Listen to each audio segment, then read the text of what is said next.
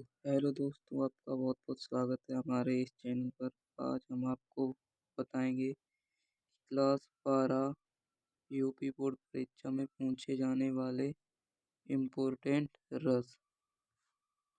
ठीक है, आज आपके सारे रस क्लियर हो जाएंगे यहीं से। बने रहिए हमारे चैनल के साथ। आपका है रस व उनके स्थायी भाव। सबसे पहले आपको रस की परिभाषा याद करने के लिए हम आपको कुछ रस व उनके हम स्थायी भाव बताने जा रहे हैं। ये रस हैं, ये इनके स्थायी भाव हैं। ठीक है, वर्तमान समय है शाम के 4 बजे। तो पहला आपका यहाँ पर रस है श्रृंगार रस।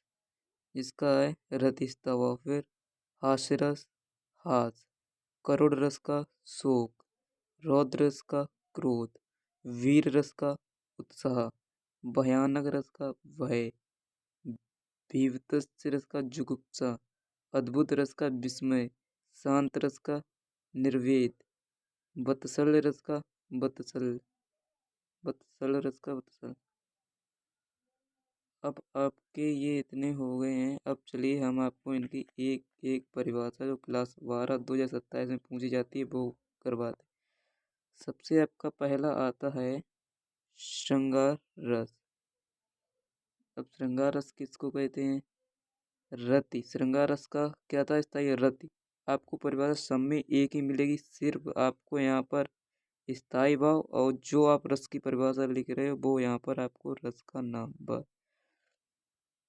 तो आपकी परिभाषा बनेगी रति नामक स्थायी भाव जब विभाव, अनुभाव और संचारी भाव से पूर्ण हो रस की निष्पत्ति करता है तो इस रस को श्रृंगार रस कहते हैं। अब श्रृंगार रस है, श्रृंगार रस दो प्रकार की होती है। कौन कौन सी? नंबर एक पे होती है आपकी संयोग श्रृंगार। संयोग श्रृंगार को किससे कहते हैं? नायक और नायिका के मिलन का वर्णन संयोग श्रृंगार कहलाता है। संयोग श्रृंगार का उदाहरण देखिए। उदाहरण में है झूलत राधा कृष्ण हिडोले, मंद मंद मुस्कात, एक दूजे की ओर निहारत प्रेम रंग बरसात। बहुत ही अच्छा व इम्पोर्टेंट उदाहरण है। चलिए आपका नेक्स्ट है आपका वियोग श्रृंगार। क्या है वियोग श्रृंगार? वियोग श्रृंगार में आपको क्या क्या चीजें पढ़नी है, चलिए वो भी हम आपको बता देते हैं।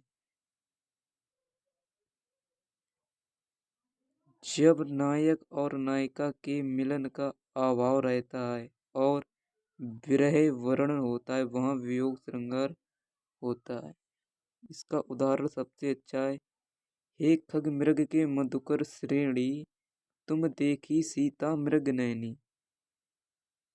फिर आपका दूसरा आता है हास्य रस। ठीक है, दूसरा आपका क्या आता है? हास्य रस।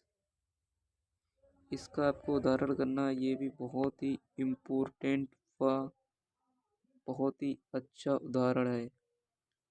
अब देखिए यहाँ पर हास्य रस का क्या था? हास, तो हास नामक स्थायी भाव जब विभाव, अनुभाव और संचारी भाव से पूर्ण हो तो रस की निष्पत्ति करता है तो उस रस को हास्य रस कहते हैं। देखिए इसका उदाहरण कितना अच्छा लेके आए हैं। हास्य रस का ये उदाहरण है हाथी जैसी देह, गैंडे जैसी खाल, तरबूजे सी खोपड़ी, खरबूजे सी गाल। फिर आपका नंबर 3 पे आता है करुण रस। देखिए करुण रस का स्थायी भाव क्या था? शोक। परिभाषा वही सेम है, सिर्फ स्थायी भाव और रस को बदलना है। करुण का रस शोक नामक स्थायी भाव जब विभाव, ठीक है, जब विभाव, अनुभाव और संचारी भाव से पूर्ण हो रस की निष्पत्ति करता है तो इस रस को करुण रस कहते हैं। चलिए इसका एग्जाम्पल और देख लेते हैं कितना अच्छा है। इसका एग्जाम्पल में हमको कह रहा है, एग्जाम्पल में क्या कह रहा है? हे मेरे दोस्त लौट के आजा घर, तेरे बिन जिंदगी अधूरी है। ये आपका उदाहरण नंबर 1 है। उदाहरण नंबर 2 है, ऐ मेरे वतन के लोगों, जरा आँख में भर लो पानी, जो शहीद हुए हैं उनकी जरा याद करो कुर्बानी। तो ये आप उदाहरण याद कर सकते हो। फिर आपका आता है यहाँ पर पेज नंबर 4। यहाँ पर आता है फिर आपका चौथे पेज पर क्या है भाई,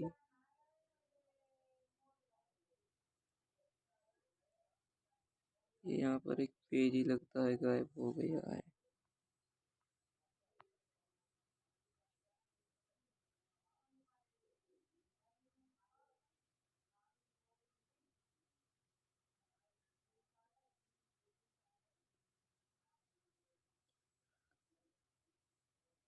यहाँ पर करोड़ रस हो गया, आश रस, करोड़ रस,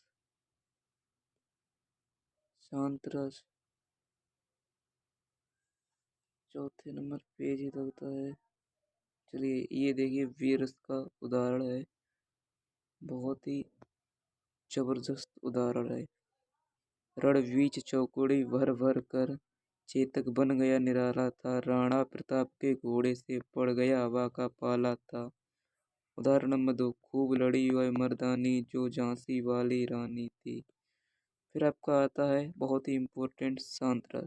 शांत रस में क्या क्या होता है, शांत रस देखिए, निर्वेद नामक स्थायी भाव जब विभाव अनुभाव और संचारी भाव से पूर्ण हो तो रस की निष्पत्ति करता है, तो उस रस को क्या कहते हैं, शांत रस कहते हैं। उदाहरण इसका देख लीजिए कितना अच्छा लिखा है। माटी कहे कुमार से तू क्या रोंदे मोए, एक दिन ऐसा आएगा मैं रोंदूंगी तोए। इसका दूसरा उदाहरण भी आप देख लीजिए। उदाहरण नंबर 2, बड़ा हुआ तो क्या हुआ, जैसे पेड़ खजूर, पक्षी को छाया नहीं, फल लगे अति दूर। आप सिर्फ इतना ही तैयार कर लीजिए, आपके 2 माह कोई नहीं रोक सकता है, ये मेरा वादा है। आपको हम अलंकार और छंद भी करवाएंगे, सिर्फ आप क्लास 12 में इतना ही पढ़ के जाइए, आपके 2 नंबर कोई नहीं रोक सकता। तो कैसी लगी वीडियो, कमेंट करें, लाइक करें।